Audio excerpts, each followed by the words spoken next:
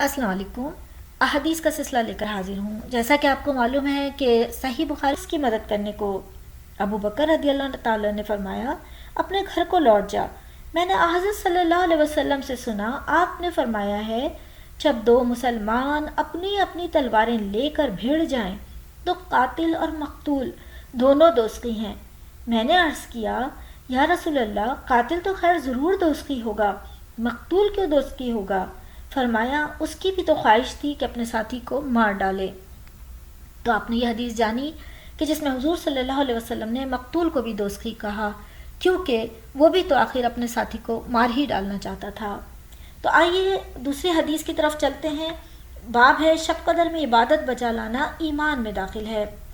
حضرت صلی اللہ علیہ وسلم نے فرمایا جو شخص شب قدر میں عبادت کرے ایمان کے ساتھ اور ثواب کی نیت کر کے، اس کے اگلے گناہ بخش دیے جائیں گے۔ یعنی جس شخص کے دل میں نیت جس کی یہ ہوگی کہ ثواب کی نیت ہوگی، خلوص دل سے وہ عبادت کرے گا اور ایمان کا جذبہ رکھ کر، تو ضرور اللہ تعالیٰ اس کے گناہوں کو بخش دیں گے۔ آگے چلتے ہیں۔ باب ہے رمضان کی راتوں کو نماز نفل پڑھنا ایمان میں داخل ہے۔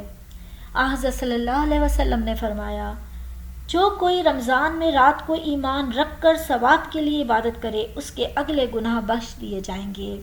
یعنی رمضان کی راتوں میں جو بھی شخص نفل نمازیں پڑھے گا اور ایمان اس کے دل میں ہوگا اور وہ خلوص دل سے عبادت کرے گا تو ضرور بخشا جائے گا۔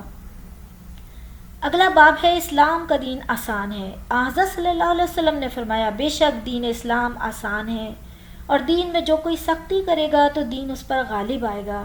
اس لیے بیچ کی راہ چال چلو، اور افضل کام نہ کر سکو تو اس کے نزدیک رہو، اور ثواب کی امید رکھ کر خوش رہو، اور صبح کی چہل قدمی اور شام کی چہل قدمی اور رات کی کچھ چہل قدمی سے مدد لو۔